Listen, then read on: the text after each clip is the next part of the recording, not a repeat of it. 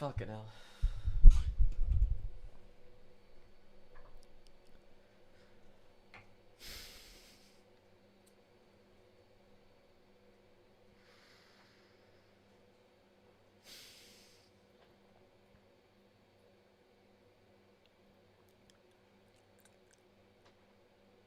Yeah, lights went out. The lights went out.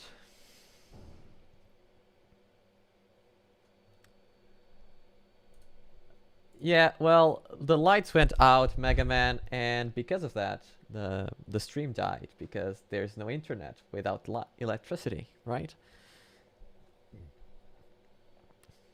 So yeah, that's about what happened. Lights went out, Pariah. Lights went out. So the stream ended abruptly because of that. My apologies to everyone watching. But yeah, it was inevitable. It was out of my power. Yeah, I hope so. You are grown-ups, so you should be fine. Well, without any further ado, let's continue with what we were watching. Because we're also near the end of the... against them. But in orbit of holy terror, of as the the galaxy stream, so. burned, they faced the Emperor, only to witness their greatest champion, one imbued with all their power, struck down so completely as to be beyond even their ability to save. The Chaos Gods fear the Emperor not for his champions or armies, his promises of science or technology, or even his ability to wield the powers of a god. They fear the Golden Throne is no longer keeping his decrepit body intact, but rather constraining his ever-growing abilities. They fear that one way or another, should the Emperor ever rise from his internment, he will do so not as a man, not as a god, but as a kind of power that reality has never seen.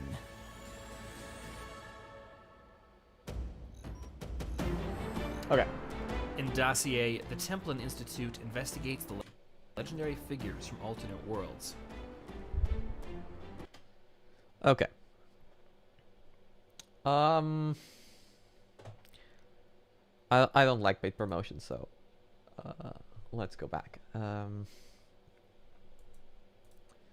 So what did I think? Well, that was interesting. How can I put this?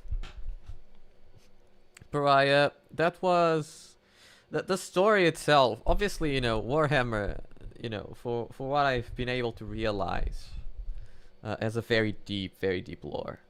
I am intrigued by the history of that perfect being, right? So it talks about the creation of what could be considered the perfect human being, in all aspects, right? Someone with such an ability, that even the gods fear this guy, right? It's interesting, but it kind of feels like he shouldn't have lost the battle against his son, right? The way I see it, the way it was described, this guy was described, you know, as the true pentacle. Upon realizing that his sons failed to live to the potential that he desired, right? Oh, Incog. Stream went out. I lost power in my house, so that's what happened. But upon realizing that his sons were fueled with unwanted emotions, he should have been way more. He should have. Actually, that's not even the question. He would have been more careful and more distrustful about his plans. In my personal opinion, it feels like he was a flawed being to begin with. If that's the case, right? And the other thing that kind of bothers me about is the fact that one of his sons actually kind of managed to kill him. So I understand that they had like his genetic code in some aspect, which, to be honest, if they had this genetic code, I feel like they wouldn't fall like they did, even if they were separated by some reasoning, right? I feel like that's kind of bullshit. Personal thought, though. But I think that the fact that they became like evilish, some of them, doesn't really make sense. But again, it might be just the fact that I don't understand Warhammer enough to understand like this part of the story, which could be it. But yeah, in general, I thought it was interesting.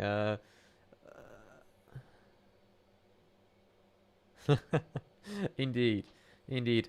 It's interesting how he became an idol, which is everything he despised and was trying to destroy.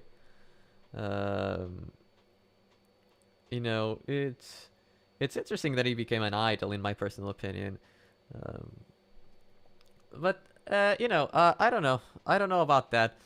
The Emperor seemed kind of odd of a fella, in my personal opinion, because you know, if he's supposed to be that perfect as he was described, right? He probably wouldn't have been defeated like that. So I don't know. I feel like there are some contradictions. I understand that the separation from the Emperor had an effect on their education. I get that. But if they are still, like, influenced by the Emperor's genetic code, it shouldn't have mattered. It shouldn't have mattered at all. Because it's the Emperor. It's like the perfect guy, right? It's like you had the dominant... He's probably a dominant gene. If we're talking about biology, right? And if we're talking in questions of biology, when speaking of the Emperor, he probably when he genetically created them with his own genetic code, like everything about him is probably dominant, right? Because he's like perfect, isn't he? Isn't he supposed to be the perfect human species exemplar, right? And if that's the case, then probably everything about him is a dominant genome. Right? So the separation shouldn't have had such a large-scale effect to the point of completely modifying his children's ideals and ways of being. In the way I see it, like, unless what you're telling me is that if the Emperor was born in those war-filled worlds, then he would have turned out like one of his sons. Well, that's okay. But that's the only way that's justified. The way I see it, right? Because, again, if it's the Emperor we're talking about, it just... realistically speaking, if I understood their explanation correctly, it just doesn't make much sense. And I like the fact that the gods are still afraid of him, that he becomes something beyond reality. That adds a little bit to the mythology of this new godly entity, I guess. So it's interesting.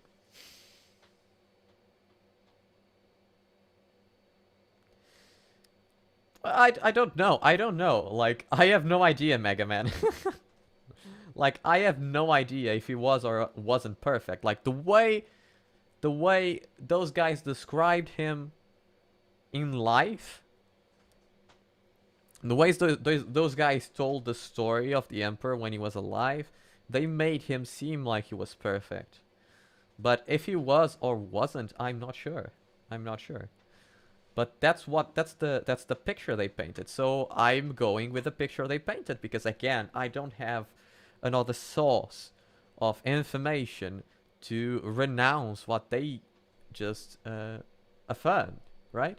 Because I don't have that, like, I cannot deny what they're saying in any way, shape, or form. I don't have the arguments for that.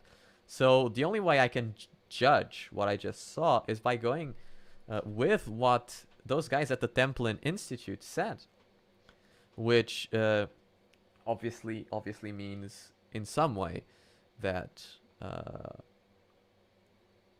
the Emperor was in some way perfect.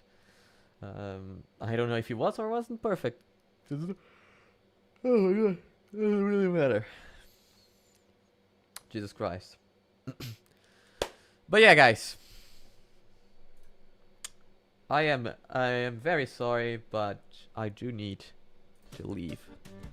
I can't do any more reactions today.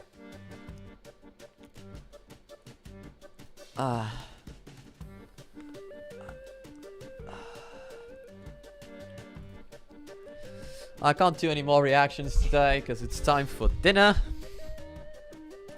So it's time for me to go.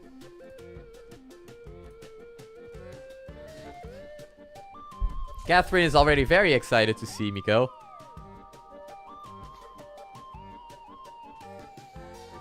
Jesus Christ. I'll see if I can be back tomorrow. We'll see. We'll check. We'll see how things work, okay?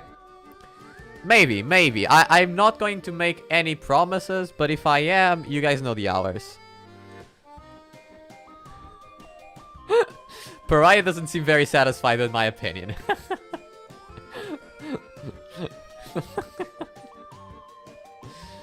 Adiós, chico.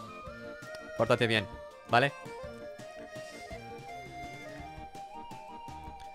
But yeah, I might stream tomorrow. I'm not going to make any promises on that, but I'll try. I'll try to stream tomorrow. I don't know, because again, I want to continue with the building of the house on Minecraft, and obviously I need to keep reacting because people just want me to do reactions. So there's always that. But yes, I am. I'm sorry, Pariah, but from a storytelling point of view, I had to be that critical. I'll give you a day to forgive me, okay? Right. Maybe tomorrow. We'll see, okay? But yeah, it's... I'm going to be very honest. Minecraft has been actually doing well on the streams. It's been doing kind of better than when I just recorded the videos and posted them on my channel. So, hey, you know what? I'll just live stream Minecraft from now on. But I'm glad you guys are enjoying the streams, both the reactions and obviously the parts that are not reactions. I am satisfied. That's great. I'm happy to hear that. Again, guys, thank you so much for coming to the stream today. As always, it's an absolute pleasure to have you guys as an audience. It's always amazing to have you guys here. Thank you so much for coming. Thank you so much for joining me today, even though some of you might have to work. And thank you so much for spending these 3 hours with me. It's always amazing.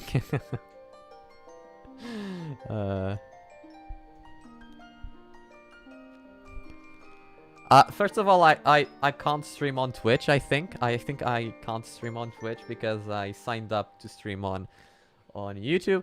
But I'll just stream on YouTube. But yeah, guys, thank you so much for coming. It's been awesome to have you guys here, and I'll see you guys on the next one. Bye.